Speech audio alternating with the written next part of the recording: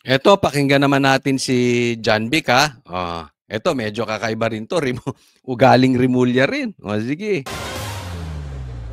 Binunyag ni DILG Secretary John Vic Rimulya na nagbalik ng kalahating bilyong piso ang PNP sa kaban ng bayan mula sa kanilang intelligence fund ngayong taon. Kasunod ito ng tanong ni Senate Finance Committee Chairman Sherwin Gatchalian kung bakit bumaba sa 806 million ang hiling ng PNP para sa Intel Fund sa 2026 ikumpara sa 2025 approved budget na 1.3 billion pesos. Paliwanag ni Rimulya, nasa higit 800 million lang din ang Intel Fund ngayong taon ng PNP dahil sa ibinalik nilang 500 million pesos matapos malaman na kabilang ito sa kontrobersyal na budget insertions. Ayan. Okay. So ngayon, si John Vic nagbalik ng 500 million. Paliwanag natin, anong ibig sabihin nito? Kasi sabi niya, ito ay nakabahagi sa insertions. Oo, sa inyong amendments, para sa majority amendments, para sa makabongbong at para sa mga kain-tae na si Risa at Dilawan amendments. Ayan. The 500 million that is additional to that was an insertion which we turned over to the office of the president. We didn't use that 500 million. So ang linis no? Ang linis, turn over sa president. You are my hero. Walang yato si John Vic. Ginaya pa si Tambi. Si Tambi, na mastermind sa nakawan ng ghost projects, gagawing state witness. From buhaya, naging hero. Eto naman, na sinungaling at swapang, di umano, hero pa. Magiging hero pa. Di ba may problema nga sila doon sa budgetan ni Torre? Kaya nga daw di umano pinatanggal si Torre. Naalala nyo yon? Merong problema doon. Ngayon, nagbalik siya ng 500 million. Di malinis siya. Kita nyo? Ganyan ang ginagawa. Ibig sabihin, naglilinis na sila. Ito yung SILG ko. Parte ng executive department. Nagbalik ng insertions. So ano ibig sabihin yan? Ituro natin si Saldico. Kaya ito si Saldico hindi yan pauuwiin. Gagawin nilang fall guy yan. Lahat ng kasalanan, sigurado yan din ang sasabihin ni Tambi pagka naging state witness. Lahat kasalanan ni Saldico. Tapos Saldico, wag ka uwi, diyan ka lang. Hindi namin kakansilin ng passport mo kasi sabi ni Claire, wala ka pa namang kaso. So diyan ka lang. Wag ka mag-i-stay, wag ka nga alis diyan. Basta enjoy mo yung trillion peso mo, haya-hayang buhay mo diyan, kumuha ka ng kung anong gusto mong kuhanin, magpaka-happy-happy ka diyan, sa'yo namin ibibintang. Malinis tayong lahat, walang makukulong. Malinis ang presidente, nagbalik pa si John Vic ng 500 million. Ito ang problema dyan. Alam nyo kung ano? Okay. Bakit? Ngayon lang. Dati nang ginagawa yan eh. Dati na nagsasalpak dyan.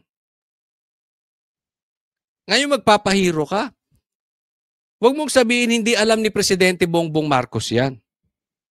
Sasabihin mo, ngayon lang ako naupo. Bakit tahimik ka? Bakit hindi mo sabihin yung dati insertions? Ngayon lang ba nangyari yan? O taon-taon niya, for 3 years, ganyan nangyayari. Suddenly, magbabalik ka. Ano nangyari dun sa dati? Tanga lang? Tanga lang? Hindi alam ni Bongbong Marcos, tanga lang siya? Tahimik ka lang doon? Basta ito, ngayon? So that is the grand total. But as a court, bibisi itong gobyerno, no? Kung sino pa yung hindi gumagawa ng masama, sila pa yung magiging hero. We only followed what is according to the GA and not the NEP and not the GA. What was put additional was we found no use for it and we returned it to the Office of the President. Dagdag pa ni Rimulya, nang malaman nila na ang nagsingit ng 500 million sa PNP Intel Fund ay ang una ng pinangalanan sa isyu ng umano'y paglalabi sa DA na mabigyan ang kanyang kumpanya ng dagdag alokasyon para sa imported na isda. Yung excess na 500 was actually unutilized, no? So Yes, sir. We returned it because it was an insertion in the budget, and the insertion came from the person who requested 3,000 containers of fish. So So, ibig sabihin si Saldico. Sino ba nag-request ng 3,000 container of fish? Saldico. Kasi ang nag-insert si Saldico, ay hindi nila tinanggap. Ang tanong, kanino napunta? Saan napunta yung 500 million? why will they insert intelligence funds? it beats me, sir. We didn't ask for it, so I returned it. Police yung mga Sa hearing sa Senado sa budget ng Department of Agriculture, lumabas ang pangalan ni dating Congressman Zaldico na humiling umano ng pabor sa DA para sa fish importation. Pangalan ba Tingnan nyo to. Listen to this carefully. ng Saldico talaga? oo, totoo yun. 3,000 containers. Yes, Mr. Chair. God, Mr. Chen, nalulula na ako. Nakapasok ko ba yung 3,000 containers o hindi na talaga? No. Hindi niya But, talaga bigay. but I have evidence to show that he requested for it because I have the text. Pangalawa, I have evidence to show that he did import a lot during the time of the Ba't hindi talaga to si Saldico, no? Ang dami talagang kagaguhang ginagawa. Pero isipin mo, pati isda gustong pasukin. Ha? Pati DILG gustong pasukin. Pati nga laptop eh. 'Di ba? May anomalya rin yan, sinasabi ni BP Sara. Lahat pinasok. Tanga lang. Hindi alam ni Tambi. So, siya may kapangyarihan kung saan siya mag-i-insert. Insert dito, insert doon, insert dito. Kuha dito, kuha dito. Tanga lang si Tambi, hindi niya alam. Si Bongbong, di niya rin alam. Naglolokohan tayo dito, mga brad. administration using the 3 nominated companies, Mr. Chair.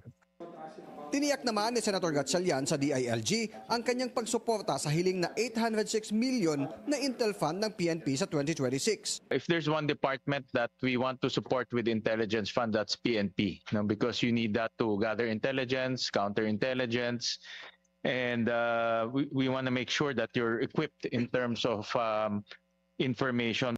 Tapos nang sumalang sa committee level ang 210.1 billion pesos na panukalang budget ng PNP sa susunod na taon. Para sa agenda, Dexter Ganibe. Nako, next po tayo. Ito po ang ganda po nung tanong, pakinggan ninyo, yung tanong ng reporter. Kasi dito po talaga to tutungo. Itong investigasyon na ito, pinipigil lang nila hanggang sa kaya nilang mapigil. Pero dito talaga patungo ito. That these investigations will eventually lead to your doorstep. Ayan. Itong investigasyon na yan, pupunta yan sa'yo, Bongbong Marcos. Because number one, will eventually lead to your doorstep. Because number one, you signed the budget. Dahil, una, pumirma ka ng, ikaw ang pumirma ng budget eh. Pambihira ka eh. Parang, pinirmahan mo yung, alam mong illegal. Alam mo yung insertions. Have direct supervision over those you appointed who may be involved. Ayan. Yung mga involved, posibleng involved, ikaw ang nag-appoint. Di ba? And of course, you hold sway over your political allies in both houses of Congress whose names are now being floated, led of course by the former speaker. Ayan. At yung mga allies, yung mga kakampi mo, pati yung kain-taing Pinklawan, lahat yan. Sila ang dawit sa pangunguna ni Tambi. So talagang pupunta sa iyo yan. Ang ganda nung tanong. Anong sagot ni Bongbong Marcos? And your cousin, Martin Romualdez. Well, I'm Nagkautal-utal na. confident because I know what we did. Ayun. Yun na yun. Confident ako kasi alam namin yung ginawa ko. Pambihira. Kayo nga kasama sa nagnakaw. Nakatago lang kayo ni Tambi. Pero sa totoo kayo, di umano yung nagko-control. Hindi lang diretso sa inyo, may mga tao kayo. Sobrang lakas naman ni Saldico. Ang bihira naman kayo magpinsan, no? Antayin nyo po, ang ganda nung sinabi nung reporter, yan na po ang talaga mangyayari. Kaya lang nade-delay Dahil nga dito sa Pinklawan eh. Dahil dito sa komunista na kinakampihan to si Bongbong Marcos. Pero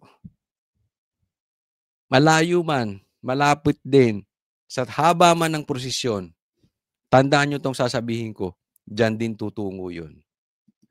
Next po, tingnan natin to. Kaya naman, duda ako dito sa sinabi ni Boying. Wala akong tiwala dito sa sinabi ni Boying na to. Sabi niya, Boying Rimulya, handa umanong kasuhan si Marcos Jr. pagkatapos ng termino nito sa 2028. Sabi niya, hindi umano magdadalawang isip si Ombudsman Boying Rimulya na kasuhan si Marcos Jr. kung may magsasampa ng kaso laban dito pagkatapos ng kanyang termino sa 2028. Basta't may sapat na ebidensya at dumaan sa tamang proseso. Pustahan tayo, Boying. Hindi mo kakasuhan yan. Pustahan. Siya nagsabi, this is the same person na sinabi niya hindi niya papapasukin si ang ICC sa Pilipinas. Pinapasok ni Boying. Pinakidnap si PRRD. Tapos ngayon, eto rin ang magsasabi na kung merong magkakaso kay Bongbong Marcos sa 2028, kakasuhan niya. Sinong lukong-lukong naniniwala doon? Yung mga loyalista lang ang bayad. Yung mga trolls nyo. Nahuli ka nga eh. Nakita nyo? Ang mga nag-heart doon sa mga balita ng Marcos. Mga Vietnamese. Check nyo. Naku. Pambira ito si Bongbong Marcos. Oh. Sila pareha sila. Sinabi nila yung ICI hindi niya papasukin tapos pinapasok. Naniniwala kayo sa babang to? Sige nga, pakilagay nyo dyan yung naniniwala kay Boying. Meron pa bang totoong sasabihin si Boying? Alam mo, maswerte na tayo. Sa 10 sinabi niya, merong isang tumama. Maswerte na yun. Pero yung sinasabi niya 2028, malabo yan, nakakasuhan. Pustahan tayo, Boying. Ang dami nitong pagkakasala. Mananagot yan, bandang huli. Pero hindi mo kakasuhan, sigurado. Next po. Ito, pakinggan natin si Anjo Iliana. Ang ganda rin ng sinabi niya rito eh. Sabi ni Presidente, hindi na siya magsasalita dahil tinalaga na niya yung ICI. Yan. So, hindi na siya magkokomentaryo. Hayaan na lang niya yung ICI. Total sila nag-iimbestiga. Yan ang ibig sabihin ni Anjo. Yung ICI, ang bahala dyan sa investigasyon, hindi daw siya. Nagre-reklamo ngayon yung taong bayan, yung ICI nga nandyan, pero ayaw naman kaming papanuurin. So, nangyayari ngayon, nagkakaroon po ng lutuan sa ICI. Hindi ko alam kung yung luto is fair or unfair. Lutong Macau or Lutong Makoy. Yan. Yan ang tawag sa ICI, Lutong Makoy. Ma-post nga yun. Pambira. Kaya nga, ICI ang bahala. Ayaw nyo naman kami panuorin. Ang usapin dyan, trilyon. Tapos sikreto, kayo lang. Kayo magtutropa. Ang bihira naman. Ginagago nyo talaga Pilipinas. Oh. Pero alam nyo, eto si Anjo. Nakakabilib. Kasi karamihan ng artista natin ngayon, bayad eh. Karamihan ng artista ngayon, ano lang, dahil tinamaan yung ABS, tinamaan yung trabaho nila. So, kahit alam nila na magnanakaw si Bongbong Marcos, kahit na sinisigaw nila na si Marcos ay diktador, kinakain na lang nila yung suka nila. Diba? Kasi tinamaan yung... Ang talagang mahal niya, mga artista na yan, hindi taong bayan. Ang mahal ng mga lintik na artista na yan, yung kanilang hanap buhay lang. Buti pa si Anjo nagsasalita na, totoo naman eh. Diba? May masama ba sa sinabi ni Anjo? Bakit tayo ng ICI i-televise? Di ba? Yung ibang artista, duwag. Rally ng rally. Tapos ayaw pangalanan. Kayo nga, tigil-tigilan nyo na yung kararali ninyo. Kayong mga artista, kayong mga ipokritong pahuli dyan, na mga dilawan. Tigil-tigilan nyo na yung kararali ninyo kasi isigaw ninyo ng panagutin ang magnanakaw. Ang korupsyon, ihinto. Kung hindi ninyo kayang pangalanan yung magnanakaw at korap, mga bakla kayong, animal kayo. Rally kayo ng rally, walang kwenta. Ay, nako. Anong purpose ng rally mo? Sa tingin mo yung magnanakaw, nakakalampag sila? Sige, kahit 10 million na mag-rally dyan sa EDSA at sasabihin nyo lang, itigil ang pagnanakaw. Sa tingin ninyo, kakabahan si Tambi dyan tsaka si Bongbong? Kahit sila yung mastermind, di umano? Hindi, walang epekto yun. Protected ninyo yung mastermind eh. Hindi nyo nga mapangalanan. Oh, anong silbi ng rally ninyo? Para kayong gago dyan. Next. Ito po, gusto kong bigyan ng komentaryo yung pagla-livestream ni Bongbong Marcos tungkol dyan sa budget na yan. There was no need for him to whistleblow. Mula sa pag-iimbestiga ng mga anomalyang flood control projects hanggang sa pag-aanunsyo na bubuksan na sa wakas ang bicameral conference proceedings para sa 2026 national budget, ang mga initiative na ito ng Pangulo parte ng isang mas malaking political move, hindi lang para mabawi ang imahe ng kanyang administrasyon sa kabila ng malawakang korupsyon, kundi ipakita sa oposisyon na hawak pa rin niya ang gobyerno. This has something to do with political posturing. Oo. Na you've been there for 3 years. Ang tanong ko sa kanya, he has been there for 3 years. And yet, what took him so long? Parang bago yung 2025 budget, nakailang pirma na siya ng national budget. So I'm quite sure, ganyan ang kalakaran noon. Pero bakit ngayon lang? Yan ang ganda nung sinabi. Ngayon nyo ila-livestream yan. Ha?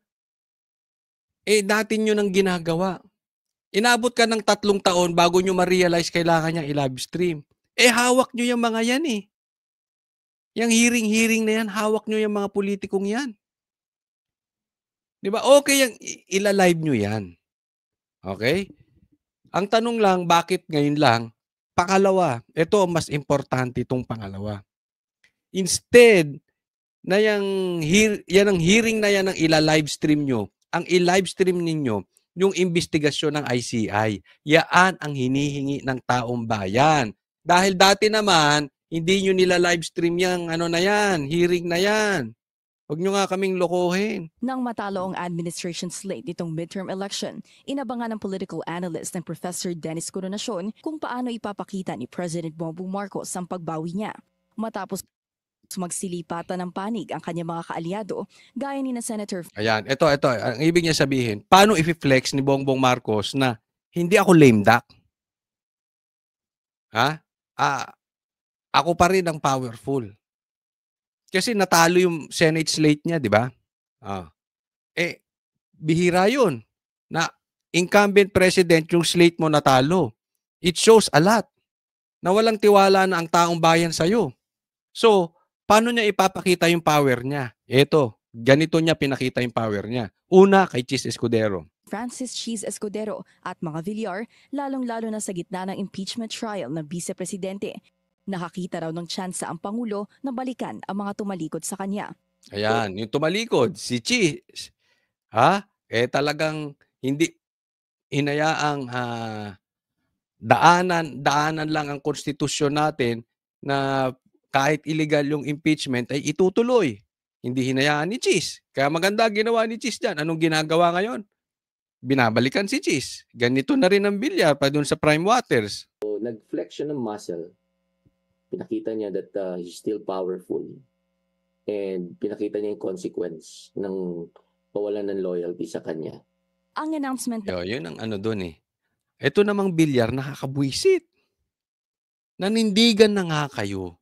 Tumayo na kayo. Sa kalagitnaan ng laban, tumawid na naman kayo. Duwag din kayo, Villar eh. Alam mo, Villar, hindi sana nagkaloko-loko yung investigasyon sa Senado kung itong 2 Villar hindi lumipat eh. Kasi lumipat yung 2 Villar, tapos lumipat si Lito Lapid. Alam naman natin magsisilipat lahat yan. Di ba? Pero yung mga ibang nandito sa kampo ng Duterte Black, yung 4 na lumipat diyan tayo nagkaproblema. After nun, naging Itbulaga yung Senate. Naglagay ng clown ng Blue Ribbon Chairman. Nabuksan ng BICAM sa publiko. Good points para kay PBBM. Ito raw kasi ang gusto talagang makita ng publiko, na umaaksyon ng gobyerno laban sa katiwalian. Pero hindi rin daw dapat malimutan ng Marcos Jr. administration na kung 2028 national elections ang pag-uusapan, walang mabangong politiko sa kanilang hanay. Ito matapos bumaba sa pwesto at tuluyang lumutang sa... Yun ang issue, di ba? Di ba? Napaliwanag ko, andyan ang problema. Wala na talaga eh. Alam nila, wala na makakabangga kay BP Sara kung malinis at eleksyon lang ang pag-uusapan. Ibang kaso yung iipitin, papatayin. Pero kung walang patayan, walang panapat ang kampo ni Bongbong Marcos. Flood control anomaly ang pangalan ni presidential cousin and former House Speaker Martin Romualdez. Sa ngayon, wala pa rin daw siyang nakikitang pwedeng itapat kay VP Sara sa administrasyon na mabango ang reputasyon. Pero ang pagkakatalaga ni Ombudsman Jesus Crispin Remulla, pag-upo ni House Speaker Bogie D at pagpapalit liderato sa Senado, parte umano ng plano ng administrasyon na bakuran ang Malacanang. Yun. Doon niya ginawa ng paraan. Natanggal si Tambi, ang pinalit. Natanggal si Bonjing, pinalit si isang Bonjing naman, si Boji. Nilagay si Tuta Soto. Tapos ombudsman. So hawak na, controlled. Paano pa pananagutin yung magnanakaw dyan sa ghost projects? So it means, dyan siya nag-flex ng muscle. Pinakita niya, malakas pa ako ngayon. Di ba? Kasi ang mga nakaposisyon, kaya niya pilipitin sa leeg. Yan ang naging problema. Kaya nga sabi ko, okay na sana kung hindi lang naduwag tong mga bilyar Okay sana. At least sa Senado, tumatakbo yung investigasyon. Samantala, ang growing discontent ng publiko noong September 21 at ang usap-usapan ng isang military junta, warning na raw sa Pangulo na seryosohin ang lahat ng banta sa kanyang pwesto. Anya, history shows, kapag humantong sa junta ang galit ng mga tao, katapusan na raw ng isang Pangulo. Yun ang yung military junta na sinasabi. Okay, hindi po natin tinapanawagan yan, pero ang punto nung pag nangyari ang military junta na yan, nasagad ng Pilipino, tapos na dito si Bongbong Marcos. Bigyan ko lang komentaryo itong isang sinabi dito.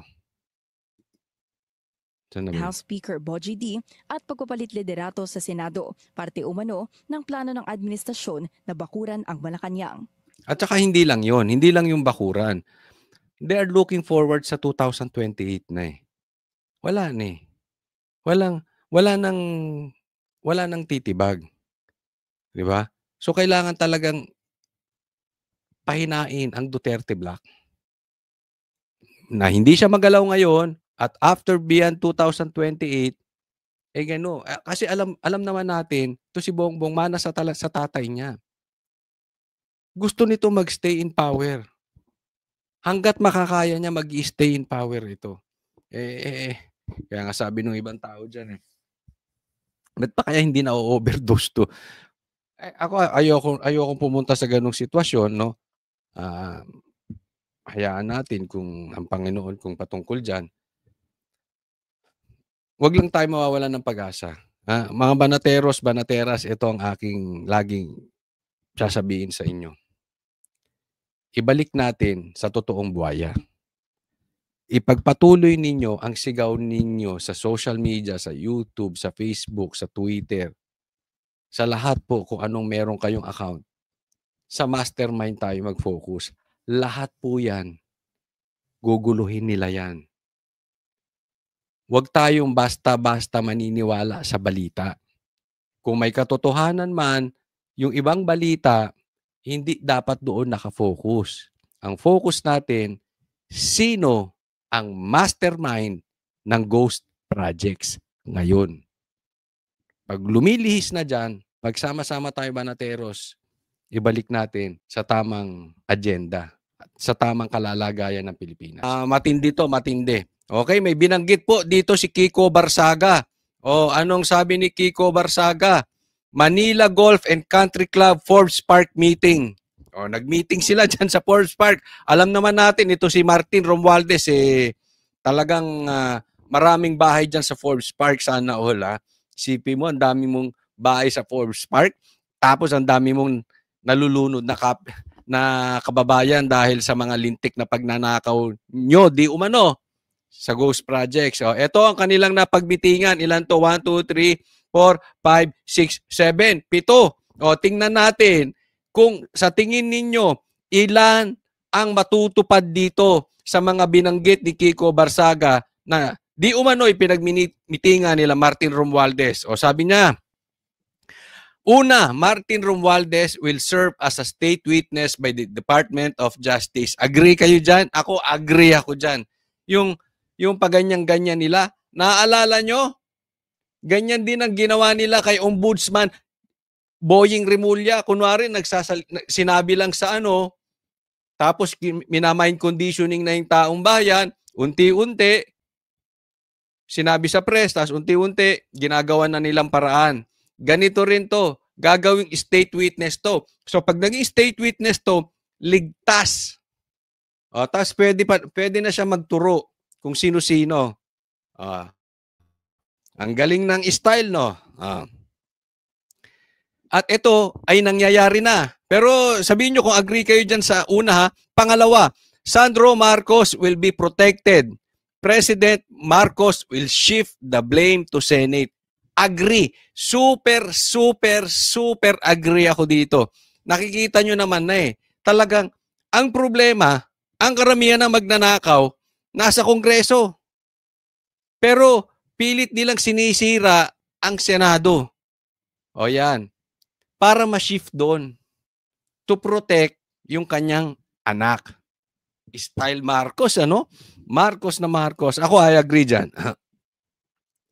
Congresswoman Lani Revilla will support Marcos in return for the guaranteed protection of former Senator Bong Revilla. Ako, posible yan. Posible. Kasi gawain naman nila yan. Diba? Yung gigipitin ka para ikaw ay sumunod doon sa gusto nila. Ganyan naman ang ginawa nila kay Pastor Kibuloy. Ganyan din naman ang ginawa nila kay Chis Escudero. Ganyan ang ginawa nila kay Marcoleta. Ganyan din ang ginagawa nila dun sa mga ibang senador. Talagang iipitin ka, sasakaling ka sa leeg. Ganyan ang ginawa nila kay Villar. Diba? Kaya nga bumabaliktad-baliktad tong sila Villar di ba? Kaya nga si Chis Escudero dapat ang Senate President, naging si Tito Soto. Itong si Tuta Soto. Bakit? May mga lumipat katulad nila Villar. Ganyan dyan, ipitan sakalan ng leeg. Pag duwag ka, talagang aatras ka. Ngayon, hindi ko alam, okay? Kung talagang luluhod itong mga Revilla kay Marcos para to protect. But really, I really don't care. Sa totoo lang, I really don't care. Pero very possible yan. Congressman J.J. Suarez will support Marcos in exchange for protection. Ayan, totoong-totoo to. J.J. Suarez will support Marcos. Alam naman natin, binanggit mismo ni Saldico, isa po ito sa best friend ni Saldico. Sila si Suarez, si Tambi, si Saldi, at meron pang isa anong pangalan nun? Nakalimutan ko. Pero isa to. Isa to sa Big Four. Isa to sa best friend ni Saldico. So, alam natin, pag dikit kay Saldi, naambunan niya ng grasya. So, di umano, ang sinasabi nila dito kay J.J. Suarez, marami din umano itong ghost projects. Kaya maibabaon to si J.J. Suarez. Ngayon, observe po ninyo, pag si J.J. Suarez na di umano maraming ghost projects ay hindi ginalaw, hindi pinitik, samantalang yung ibang mga senator ay pinipitik ng ombudsman, pinipitik ni Vince Dizon, pinipitik ng ICI, guaranteed to. sumuporta to si JJ Suarez. Abangan ninyo. Hihimurin din ni JJ Suarez ang puwet niyang si Bongbong Marcos gaya ng paghimod nitong mga kain-tae na Pinklawan. Abangan ninyo. Panglima, Congressman Romulo will support Marcos in exchange for protection. Wala akong pakialam sa'yo. Congressman Z. Adjong will support Marcos in exchange for protection. Isa pa yan. Alam din natin ng galawan yan si Adjong, di ba? Kaibigan ding batalik yan ni Tambi. Di ba? Panayang protect niyan kay Tambi. Hindi na ako magtataka. Hindi na ako magtataka kung sa mga susunod na araw, dinidilaan na rin ito ang puwet ni Bongbong Marcos at kumakain na rin ng tae ni Bongbong Marcos gaya ng mga Pinklawan. Kasi, posible yan. Isang grupo yan, hindi naman po pwedeng si Tambi lang ang kumikita. Chances are, ang bulong-bulong, yaang mga nagpo-protect kay Tambi, yung agresibong mag-protect kay Tambi, nakinabang din yan. Imposible. Lalo na yung mga close kay Tambi, ay yung bumabanat kay BP Sara, yung bumabanat sa mga DDS vloggers na congressman. Chances are, may ghost projects yan. Hindi naman po pwedeng yung bossing lang nila. Kaya nga, sobra sila mag-protect kay Tambi. If you protect the king or the prince, ang kita mo, tuloy-tuloy. Kasi pag bumagsak yung prince, yung kita mo, babagsak din. Diba? Ganyan sila. Di umano. So, observe nyo po. Panghuli, pang-pito ata ito. Senator Chis Escudero will be implicated by Lisa Araneta Marcos using the ICI. Wow! Pati si Lisa nangelam, Ako, sure ako rito. Sa katunayan, ngayon pa lang binabanata na si Chis. Diba? Alam naman natin papunta na kay Chis. Pinupuntahan na nga si Bongo . Diba? Lahat po ng kaalyado ng Duterte, kakanain yan. Yung hindi kakain ng tae ni Bongbong Marcos, kakanain. Hindi ka susunod, kanaka. May paninindigan to. Malakas ang paninindigan nito si Chis Escudero, pambira. Hindi nila makukuha yan. Ngayon, si Lisa, yan ay medyo hindi ko alam kung si Lisa ang gagalaw. Diba? Posible din. Kasi sabi nga nila, si Bongbong Marcos under Disaya yan. Di umano. Ang nagpapatakbo daw talaga ng Pilipinas ay si Lisa at saka si Tambi. Ngayon, lumulutang na talagang yung part na nagpagpapatakbo ni Tambi ay talagang hindi mo na makakaila. Ito na lang si Lisa . Siyempre, hindi naman natin nakikita kung binubulong-bulungan niya yan. Parang bulong ng demonyo yan. Diba? Nakatago yan . Hindi mo naman maririnig. No? Pero pag tiningnan mo, inobserve mo talaga yung aura ni BBM na super weak.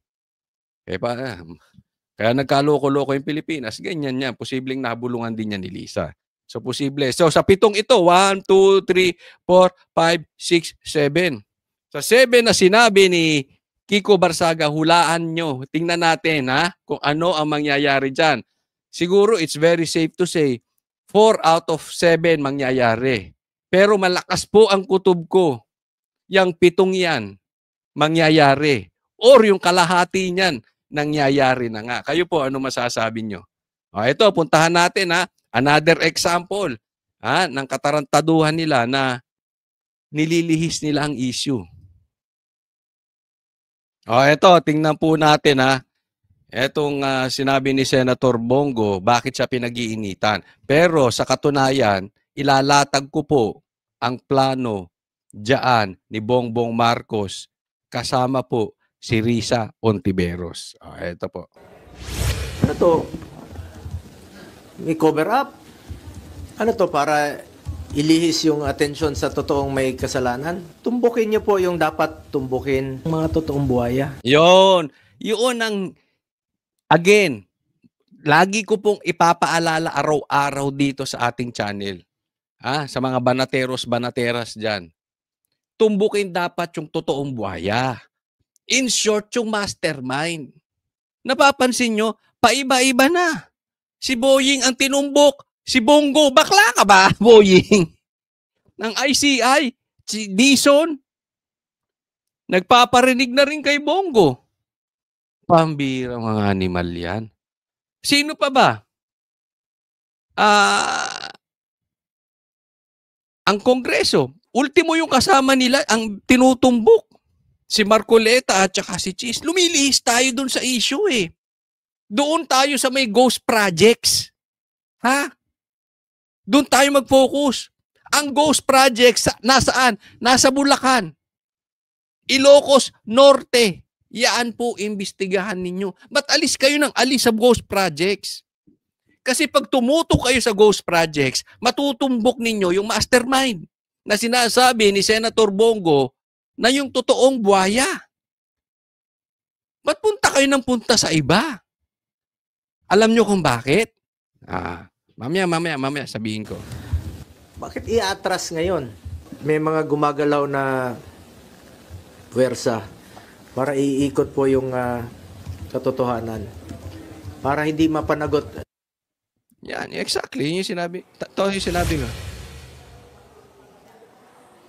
Jiggy, kung matatandaan natin doon sa interview kay Ombudsman Boying Remulla ng Storycon ng One News, sinabi niya na tingin niya pinoprotektahan ng mga diskaya itong si Senator Bongo dahil ayaw daw sumagot o magbigay ng kahit anong detalye ng mga diskaya kaugnay doon sa joint venture sa pagitan ng kanilang construction company at nitong CLTG Builders na again, pagmamayari ng pamilya ni Senator Bongo. Jiggy. Kita mo naman kung hindi bobo rin to si Boying. Ulitin ko, hindi ako nagmamagaling o nagmamatalino. Alam ko matalino yan si Boying kasi lawyer yan ng UP pa yan. Kaya nga hindi ko alam kung yung mga UP lawyers hindi kinahihiya itong mama na ito eh. Di ba? Father ko pa UP law graduate, pambihira. Hindi naman ganito Ay nako, ito si Boying, ang sabi niya, ba't ito si Diskaya? Parang pinagtatanggol si Bongo. Kasi ayaw niyang banggitin yung proyekto nung kanyang tatay, ng kanyang pamilya. Bakit napunta tayo sa pamilya ni Bongo? Kasi kung gusto mo talagang tingnan, Boying, dito huli ka eh. Kung gusto mo talagang tingnan lahat ng mga proyekto ng Diskaya. Sabi ni Chavit Singson, ang laki, bilyon, trilyon, bilyon ang proyekto niya sa Ilocos Norte. Bakit pinagpipilitan mong silipin yung mga pipitsuging kontraktor? Nakalantad na sa inyo, sinasabi na. Karamihan ng flood control projects diyan sa Ilocos Norte ni Bongbong Marcos, ang gumawa ay Diskaya.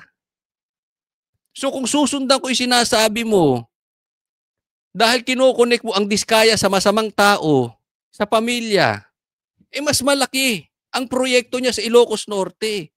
Ba't pinagpipilitan niyo si Bongo? Alam niyo kung bakit? Ito yun. Kasi they are preparing for 2028. They are desperate. Everybody knows, kahit yung mga nanonood dito, na dilaw, kain-tae, na dilaw, kahit yung mga loyalista ni Bongbong Marcos, yung pula, yung komunista, everybody knows, kung hindi nila mapapatay si BP Sara, she will be the next president. Sigurado na po yan. And they are desperate. Hindi umubra yung impeachment. Lumala ang problema sa flood control, sumingaw.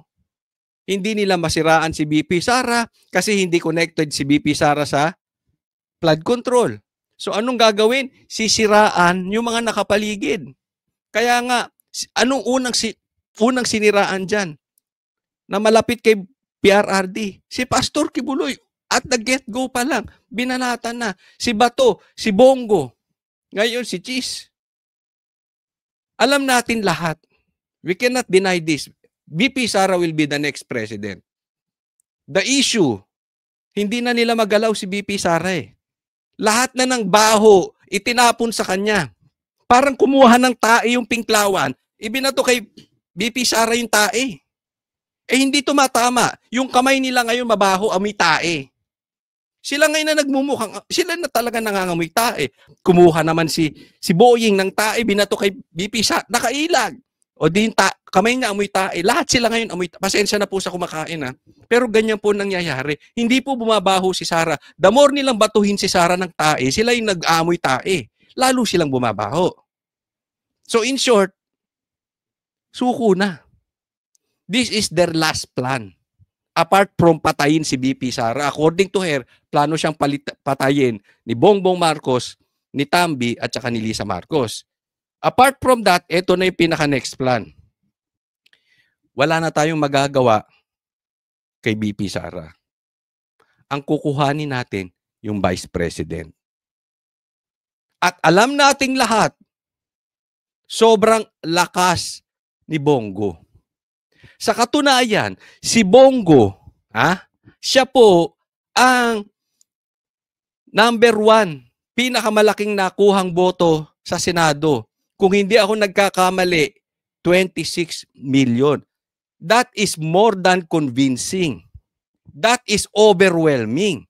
At pagka ganyan ang boto ng isang senador, usually ang number 1,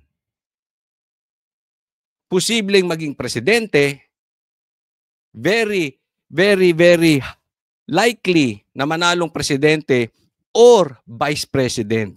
And they are looking at Senator Bongo as the next vice president. Ngayon, babanatan si Bongbong Marcos, wala na silang magagawa kay Sara. Wala na. Ang gusto nilang kunin yung pagka-vice president. Para babatuhin, pupunta sila dun ulit sa plan nilang impeachment. Yaan ang plano ng mga yan. Yaan ang bulong-bulungan ngayon. Yan ang lumalabas. Kaya, yayariin na nila. The next possible vice president will be Bongo and Robin Padilla. And they are super popular. Naalala nyo? Ang number 1 senator sa voting, 2022 and 2025 are both DDS. Robin and Bongo. Kahit sino ilagay mo dyan, delikado sila. So, kung hindi nila makuha ang president, they will try to get the vice president. Para pag na-impeach si VP Sara, sila uupo. That's their last ticket. That's their last hurrah. Doon lang nila kaya maging president. Naunawaan nyo. Kasi kung matanggal si VP Sara at ang uupo rin, DDS, tapos sila dyan. You know why? Bakit ganon? Kasi po sobrang lakas ng DDS. They know it. Everybody knows it. At may anong sagot ni Senator Go sa sinasabing meron nga silang koneksyon sa mga diskaya? Paulit-ulit niya sinasabi, Jiggy, kanina doon sa press conference, hindi sila magkakilala ng mga diskaya kaya wala raw dahilan para protektahan siya ng mga ito. Ayan. Hindi niya kakilala diskaya. Tanong mo si Bongbong Marcos kung kakilala niya ang diskaya. Tanong mo, Boying, kung kakilala niya si Sandro Marcos. Tanong mo, Boying, kung saan ang pinakamalaking proyekto ng diskaya. Anong lugar? Nanawagan pa nga siya sa mga diskaya na sabihin lahat ng kanilang nalalaman dun sa mga pagdinig. At tungkol naman dun sa joint venture between the CLTG builders at saka sa mga diskaya, hindi raw yan sekreto. Kasi kahit dun sa hearing, siya daw mismo ang nagtanong kaugnay niyan. At ang sinasabi ni Senator Bongo, kung sakaling may nagawang illegal doon sa joint venture ng CLTG builders at ng mga diskaya, handa raw siya na siya mismo yung tatayong complainant at maghain ng reklamo kaugnay niyan. Narito ang bahagi ng pahayag ni Senator Bongo. Hindi ko po kilala ang mga diskaya. Wala po akong pakialam sa mga diskaya. Ako mismo ang willing po akong magkaso. Kasuhan natin yung mga dapat kasuhan kahit kamag-anak ko. I'm willing to be the complainant. Yung joint venture between CLTG. Malinaw naman yun eh. Kung wala naman talaga, hindi naman dawit talaga si Bongo doon. Di ba? Kung hindi naman siya kumita sa Diskaya, anong masama? In St. Gerard. Sabi sir, they were able to bag contracts sa Davao, hundreds of millions. Did you know about it? Were there favors given para makakuha ng contract sa Davao? Since 2001, di po ako nag-influenza. Nakialam ba ako para bigyan ng Gago tong mga to. Isipin mo, gusto nilang silipin yung kontrata sa Davao noong dating panahon pa. Pero yung ghost projects ngayon sa Ilocos Norte, ayaw nilang silipin. Hindi na mo kalokohan. Hindi nila gustong solusyonan yung nakawan ngayon. Hindi nila gustong solusyonan at ikulong or panagutin yung mga nagnanakaw. Parang gusto nila, sige tuloy na magnakaw kayo, sisingilin natin yung nakaraan. Ganyan po ka-loser yan si Bongbong Marcos. Sinisisi. Kaya ako kitang-kita ko hindi talaga aasenso ang bansang Pilipinas hanggat si Bongbong Marcos ang nakaupo. Kasi wala silang alam, hindi nila alam yung salitang responsibilidad. Assume responsibilities dapat eh. Instead na ganun, hindi, pasa natin sa iba. Tapos tayo nakaw lang ng nakaw. Por ang aking kamag-anak, hindi. Because I observe delikadesa. Ito po, tingnan natin. Bukod kay Bongo, si BP Sara din. Alam naman natin. Pati si BP Sara, na walang kinalaman sa flood control projects, dinadawit. O, ito, tingnan natin, ha? Ito, pakinggan po natin si BP Sara, ha? Bibigyan natin ng komentaryo. Makakasabi naman talaga ang mga contractors and even si Secretary Bunuan, wala talaga akong at all project dyan sa DPWH. Kaya maliwanag, walang proyekto si BP Sara at alam din nila yan. Ang nagiging issue kasi dito, bakit si Diskaya ng si Diskaya ng si Diskaya? Ang daming kontraktor. 15 niyang nilatag mo, Bongbong Marcos. Ba't hindi mo pa imbestigahan sa ICI? Ba't hindi mo pa imbestigahan kay Vince Dizon? Ba't hindi mo pa imbestigahan yan kay Boying? Diskaya ng Diskaya. Mukhang meron kayo talagang gustong takipan na nagaganap. Alam daw ng bise na susubukan pa rin siyang i-implicate sa issue. Papaimbestigahan na kasi ni Ombudsman Jesus Crispin Remulla sa DPWH ang kaugnayan ni Senator. Damonyo talaga itong si Bo. Ha? Halatang halat. Alam mo dati, yung kasalanan, kinahihiya. Ngayon, parang hindi na.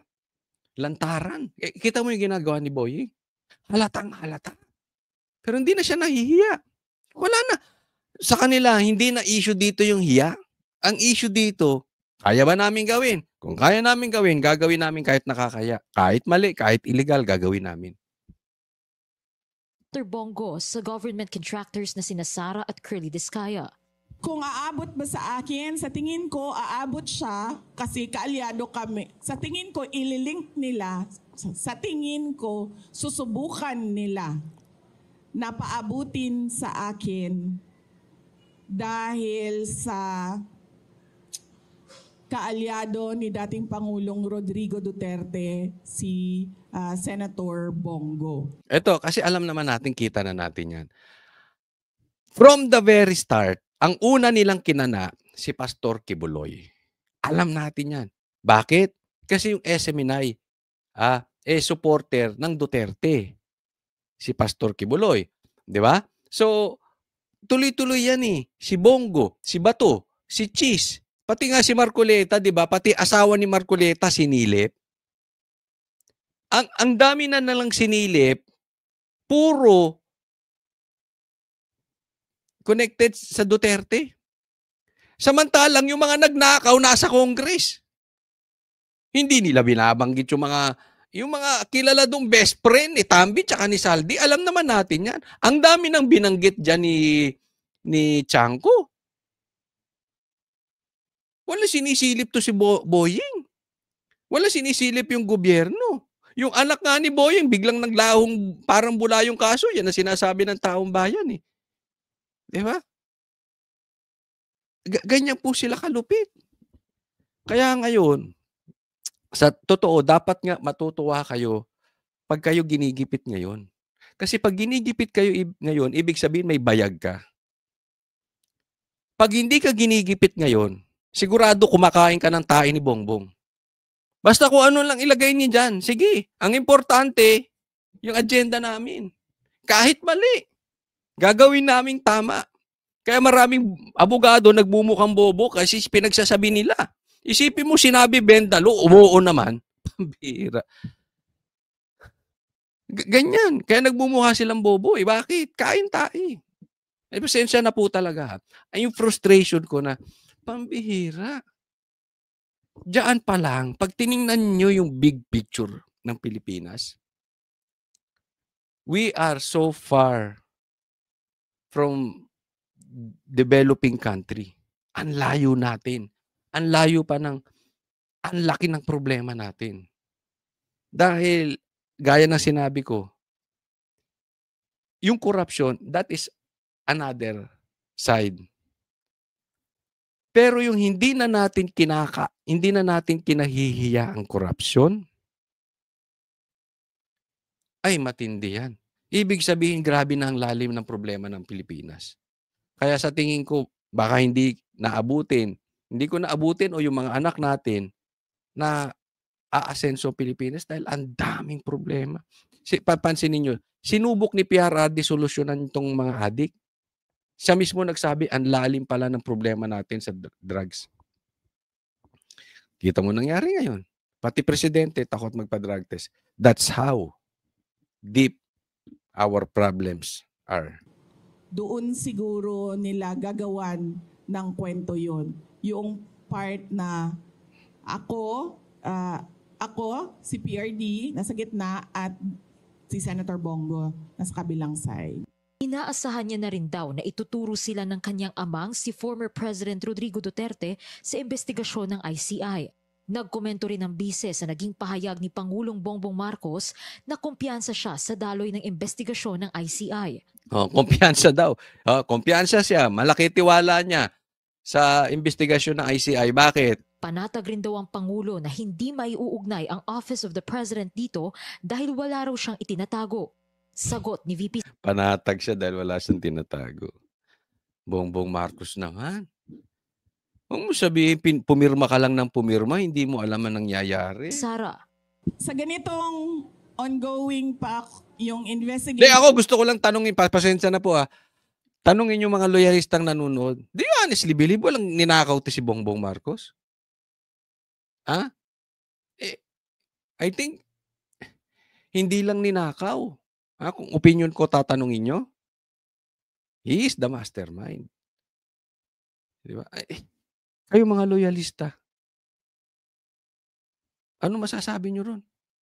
Sabihin nyo, fake news? Hindi totoong nagnanakaw si ganyan nakakurta utak ninyo.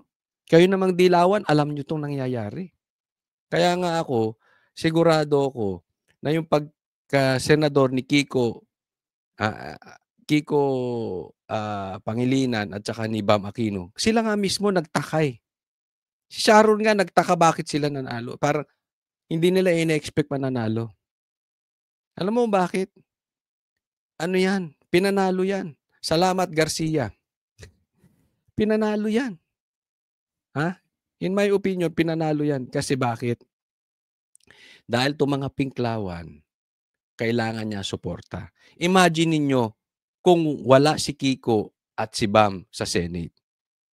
Maraming dilawang magtatampo sa kanya. Maraming dilawang tae ang magtatampo kay Bongbong Marcos. Hihina siya. Di ba? Ganyan po kalakas si BP Sara. Pinapakain niya ng tae. Itong nagyamas-yamas na si Larissa. Di ba? At inquiry ko sobrang magtataka ka bakit confident yung Pangulo na hindi aabot sa Office of the President yung iskandalo at yung korupsyon.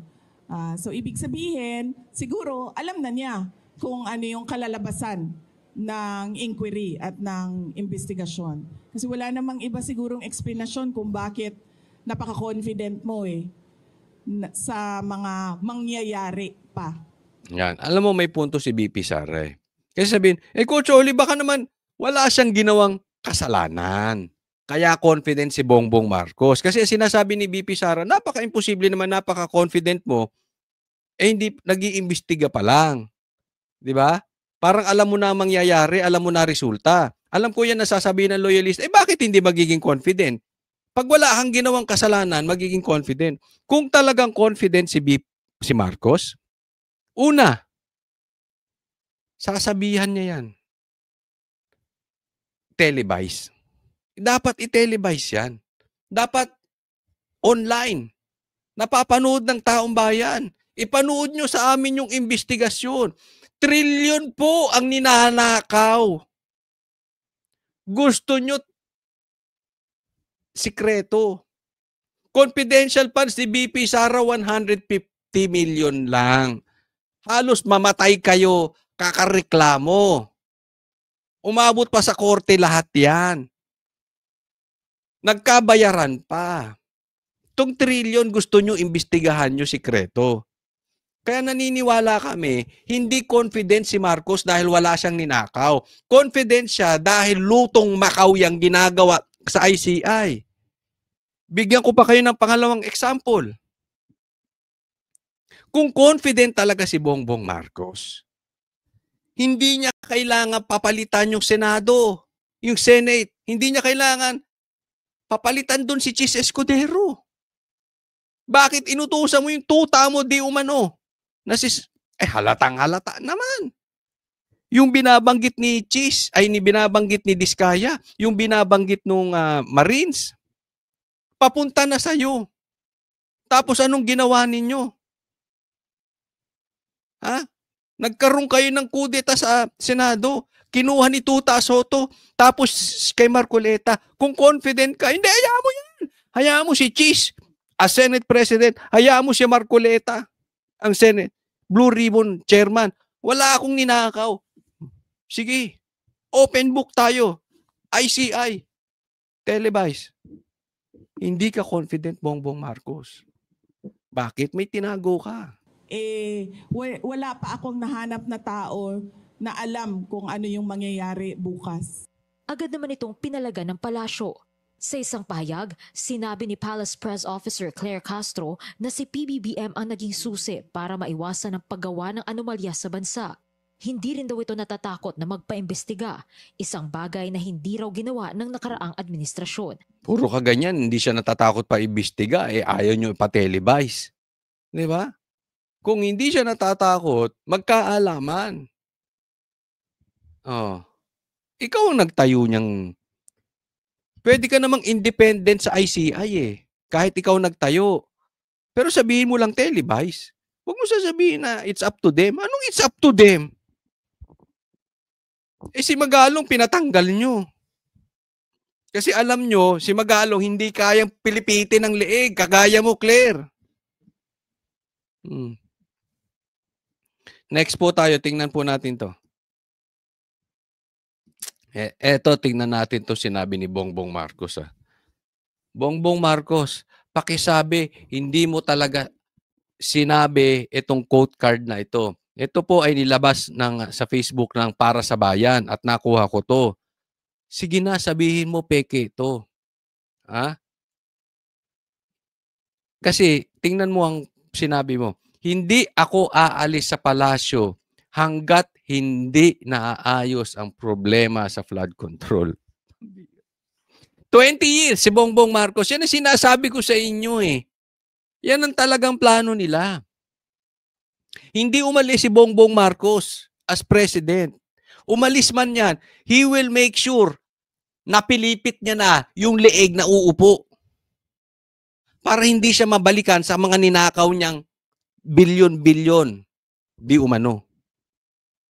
Kasi kung hindi ka aalis, hanggat di naayos ang problema sa flood control, talaga hindi ka aalis dyan. 20 years ka dyan. Gaya ng tatay mo. Parehas kayo ng tatay mo. Parehas kayo ng tatay mong diktador. Parehas kayo ng tatay mong magnanakaw. Parehas kayo ng tatay mong gusto 20 years umupo dyan.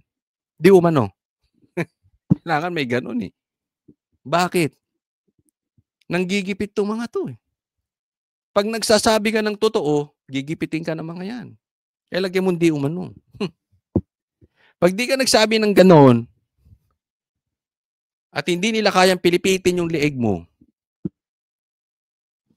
magagalit yung mga yan.